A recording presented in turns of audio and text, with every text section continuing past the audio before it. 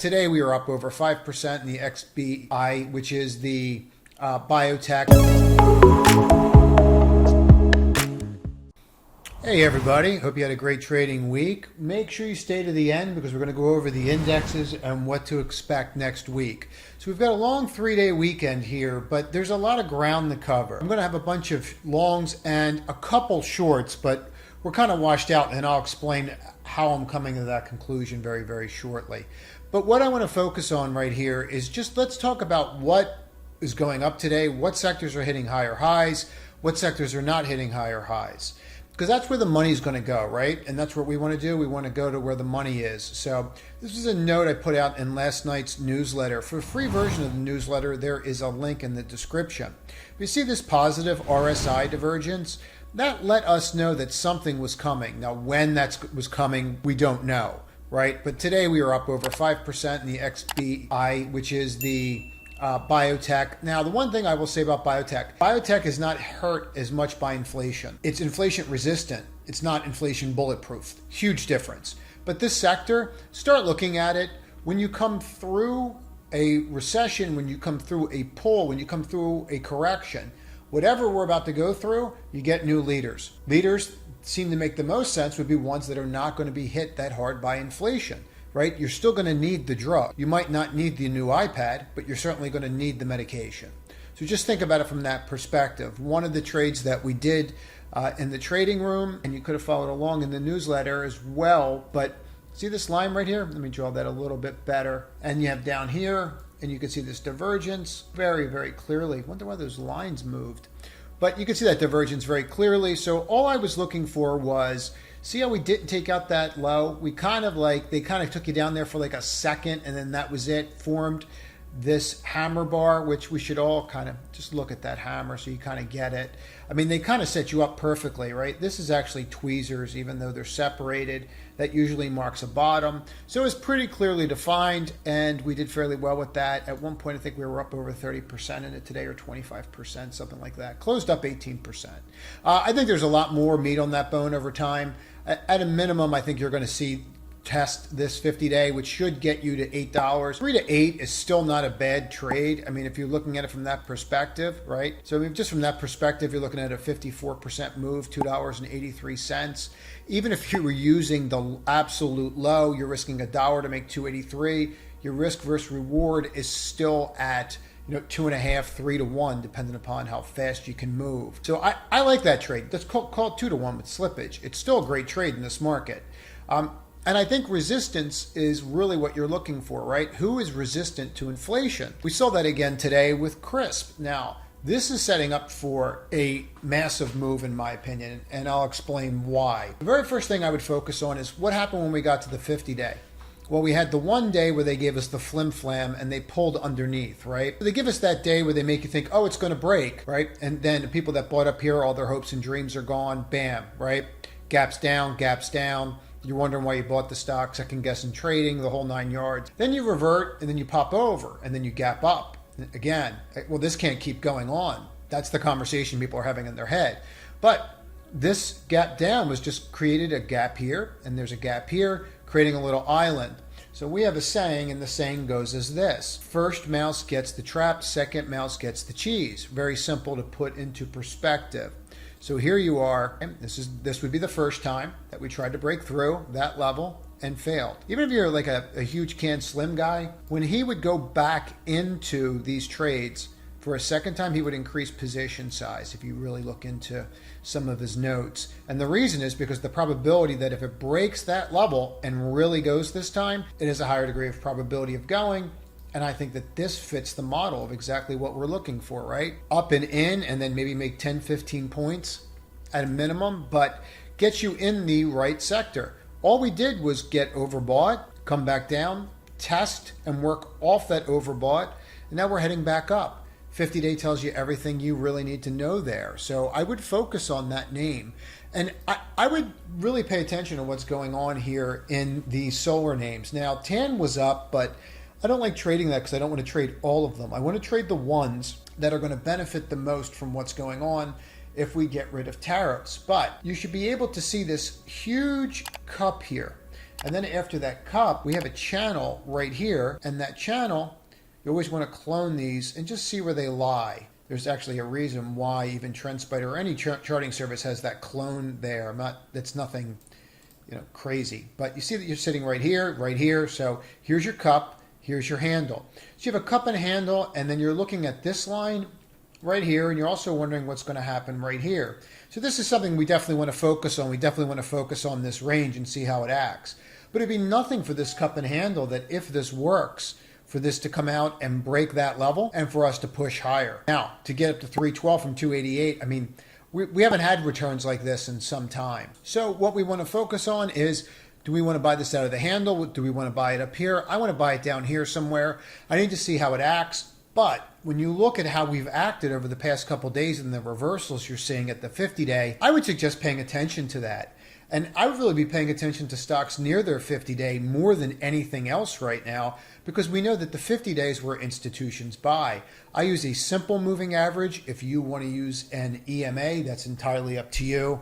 I actually have a whole video on just using a 50-day EMA, but I prefer the SMA when it comes to accumulation of positions, especially during trendless markets, because it just tells me where everybody's head is. Similar here, ENPH, channel right here, very similar, cup, right? If we got rid of this, let's get rid of these segment lines. You can see kind of a wonky cup, right? Maybe like a little broken cup we fixed and then we put back together, but you get the idea. And here we are again. And this one's right against that trend line, which might make this a better opportunity. But if you look at the RSI is telling you that maybe this isn't as good as the other one. So we're going to have to see how that fits in there kind of perfectly. So I like this, and I like these trades, and I would look at these. You can also see the W. You can call it whatever you want.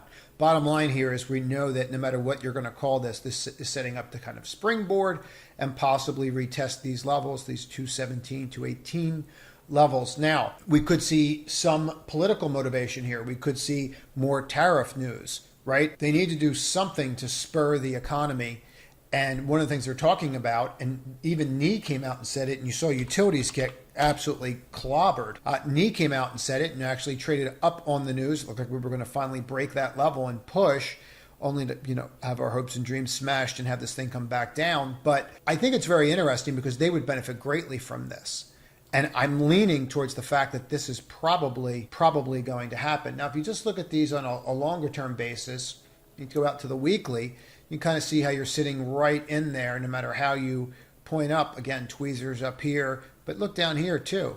Okay, so you obviously have some buying going on, and you can see the same exact thing here. This is getting tighter and tighter, right? So you should be able to see that, but we'll put it in real quick on these solar names. You see that line right there, and you can see this right here coming across, right? But so whoever's buying here, they're buying on the way up, right?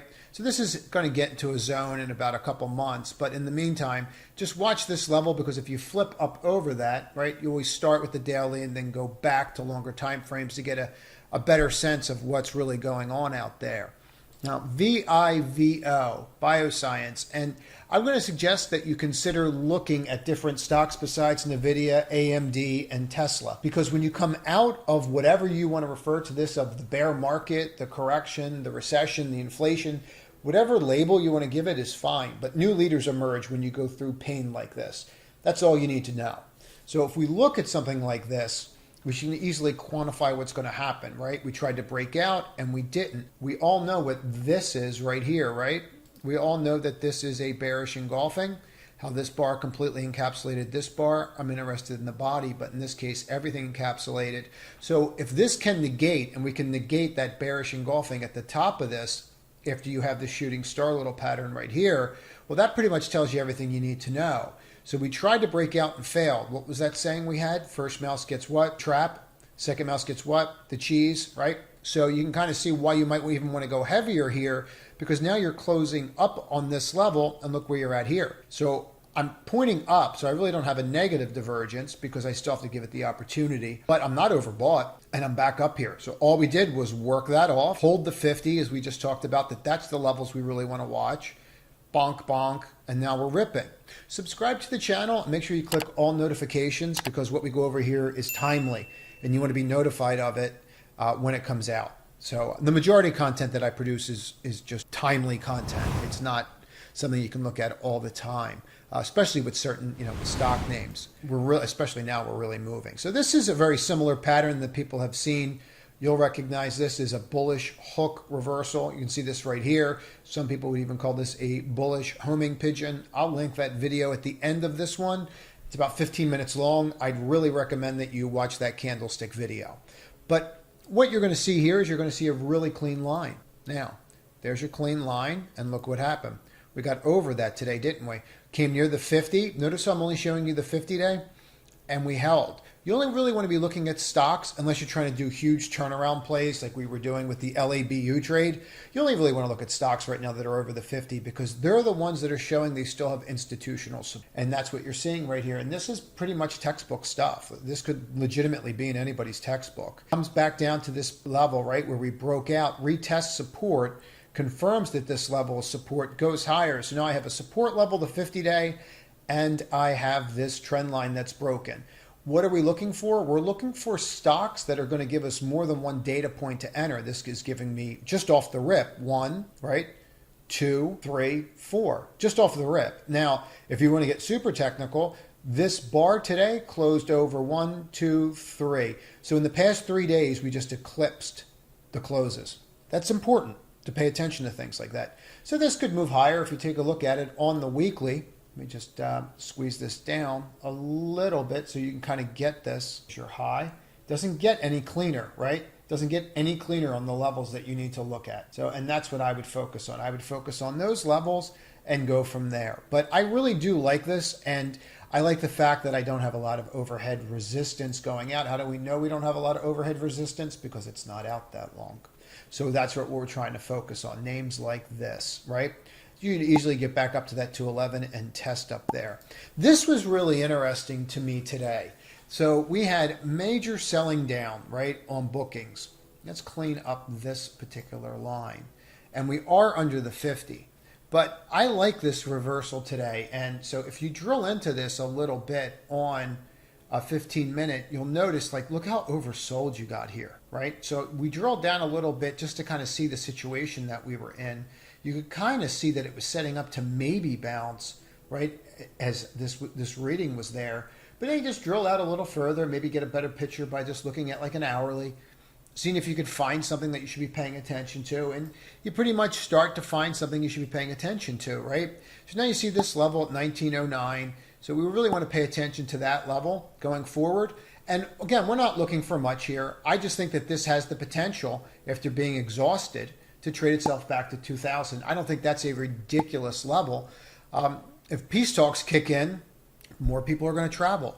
Matter of fact, people are just traveling anyway. They're just sick of being locked down. But this really, to me, just screams exhaustion. And if you look at past performance, this is really when you should step up and start looking at giving this a try. You don't have to go crazy with it. And quite frankly, if it takes out this low, you'd probably be out of the trade. But if you look at these breakdowns with gap down, gap down, gap down, flush, right? And then goes higher. Same thing here, gap down, flush, goes higher. Okay, so I think we're setting up for something like that. It's not the cleanest trade in the world, but I do think that there's a quick 4% there, especially for those people that like playing options. So this is a really easy one to play options on. They're fairly liquid to do this with. So I like this trade. And I think that, again, all we're doing is looking for trades, right? We're just trying to plan and we're trying to get through the week. And you can see how this level is pretty interesting, isn't it? So let me just show you what I'm talking about so you can see it all the way through. Resistance, tries to flip it. Resistance, resistance, flips it, support. And since then, this level's been support. And so you can see how that might be something that we might want to pay attention to down here, right? That maybe we have support, got close to it, and reversed right off of that. SQM is very interesting to me just because of the space it's at. You know, a lot of these companies that are involved in any aspect of fertilizers have really come in, but the only one that's really holding their 50, if you kind of go through them all, and we should pay attention to this because it is an issue, but NTR broke the 50, MOS broke the 50, SQM didn't break the 50. So this is pretty much setting you up perfectly. Look at this little wedge line you have right here. You've just poked under the 50 on the RSI. Maybe it holds, maybe it doesn't. You know, always take a moment with something like this that's near this level and holding. Never hurts to just kind of look at volume and see what's going on there. And you can see that the volume on the sell side, since this is kind of getting exhausted, right? They're kind of getting sick of selling. And you're starting to see some of these green bars starting to appear over these red bars. So is this ready for prime time? No, but it's setting up. Again, we're focused, hyper-focused right now on one thing, the 50-day. I want to see what names institutions are stepping up and buying. We did see some significant buying by insiders across the board in all names, but we really want to focus on not only insiders, but if I could have insiders and institutions in a name, that would be of interest to me. And I do want to go over a name that, to me, a sector actually that just screams short. But this one I think we need to look at. It is just a very simple bio that came out. In April, so let's call it May. You can see the breakout here. Sometimes the first mouse gets the trap. Sometimes they don't, right? Sometimes the first mouse actually gets the cheese, and you can see that right here, right? So then you just gapped up, kept going, builds this high, tight flag. Well, not really tight, but just high. And now look at this close. Now I've got an all-time high close, and I've got nothing but blue skies above me, right? How many stocks can you go look at right now that have blue skies and closed at all-time highs? You could probably count them on your fingers right now. So if you see that, and it just happens to be in a sector that is inflation resistant, it might be something to take a look at. And that is why this is on the radar, and I think it has the potential. But you need to focus really on what's going on with oil and energy. Now, in the trading room, we got out of all the energy names actually this week. We kind of saw the writing on the wall with the comments out of NATO, moved the stops up a little bit, and just blew out of a bunch of them. We blew out of Exxon.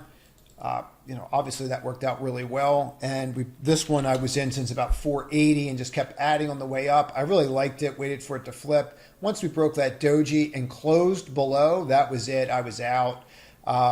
Sadly, I had high hopes for this, and I still do if it can get it together. But at this point, we probably need to test the 50, right? So what we're seeing is the escalation of peace talks. Now, we might not see Ukraine and Russia talking, but the rhetoric coming out of Russia today by Putin was very positive. We're seeing the president state that he really thinks that Ukraine needs to come to the table and start talking. And I know the reason for that is they want this to end for obvious reasons. Whether or not it happens remains to be seen. It's not up to anyone else but the two countries. But you saw this again you had three other nations send their leaders over there and discuss this with him as well, showing solidarity. But we're seeing oil prices come in. Now, if we're seeing oil prices come in, that means these tankers, they're not going to get as much per tanker. So if you're not going to get as much per tanker, you're not going to make as much money. Okay, these are boom and bust. I'm not just talking about shipping. I'm talking about tankers. Okay, TNK is one of the most levered to the tanker market, period, and most levered to crude. So this doesn't get any cleaner than an overextended RSI and breaking a 50-day. Remember I said, what's the one thing we're focused on? The 50-day. Okay, once you start breaking that right now, all bets are off. And people did exceptionally well with these kinds of trades. The oil trade, the energy trade, the tanker trade, they do not want to lose those profits. So I fully expect names like this to break down, and where could they get to? These names can get absolutely hammered. Just to put it in perspective, these are where these names were trading, right? So to assume that these names can't get back down to $8, $9, they can. I mean, that you can see how they just kind of work themselves down over time because of their capital structure. But for me, this is a pretty no-brainer kind of trade. Now, should things escalate again, or should crude start upticking again, this will reverse on us. But for now, I think it's a great trade. And I just want to kind of talk about what's going on in the indexes. So if you take a look at the SPY, you held today. You formed a little doji. Whether or not that holds remains to be seen. But now we're completely oversold on the SPY. If you look at it on the weekly, you came right to this level and you're trying to hold. Now, whether or not you do remains to be seen. If this doesn't hold, we're looking at 339.08. Could that happen? Could you drop another 10%? Yes, you can. So while I say we're exhausted, things can always get worse. Take a look at the Qs for a moment, okay? Same situation right here. If you break 266.56, you might want to mark these levels down. Okay, the next place for you even test is 237. Okay, so that's another 11%. I just have this marked down here. I don't think we're getting there. I don't see signs of that yet. But this is where you're at. And a really good read, if you're just looking to see if you can have a bounce, just drop Fibonacci levels in and just take a look at them, because Fibonacci is essentially you're just charting human behavior. And you can see how, yeah, we might come back down to this level. We may just stay in here, bounce around. Look at them as for areas, not as exact numbers. But what I would really focus on, what really got my attention yesterday, was this. And it started yesterday, where you saw the reversal. You had a bearish engulfing right there. You should be able to see that bearish engulfing very clearly. Reversed, took that out, and then that was it. Once you took out that low, that pattern is there. It's just developed, and it's go time. So today we just saw more buying of treasuries. You can see how we were overbought. We're back over that line. So for this to get back under 3 is very possible. Now, we also saw this with TLT, where we saw that start trying to break out today, the 20-year bond. And on top of that, if you start looking and follow junk, we are seeing some stability in prices over the past 4 days in the high-yield bond market. So I would focus on that. I'm still of the school of thought that we need to see a 40 or higher to wash this out. That doesn't mean it has to happen, but that's what I'd like to see happen. I'd like to see panic, and we just haven't seen it. Now, today was quad witching at the time I'm filming this, so it's just possible we had put selling today, and that's what drove the market up and gave it stability, and that the selling may ensue, or the put buying may ensue again on Tuesday. So you're going to have to take what is said here with a grain of salt, and you're going to have to look at the market and see how it goes. For exact entries and exits, click the link up top to the right, and you get a preview of what we do in the trading room. If you just want to follow along, there's a link in the description, and you can just follow along in the free newsletter as well. Please comment on these videos. The reason that you're seeing the changes in these videos and the way that they're being done is because of your comments. So the only reason I create content is so that people watch it. If you're not going to watch it and learn something, it's pointless. So if you see something and you want me to change something, or you like the way something was done in the past, whatever it is, just let me know, and I can work on it if enough people feel that way. That's it. Everybody have a great long weekend and trade to win.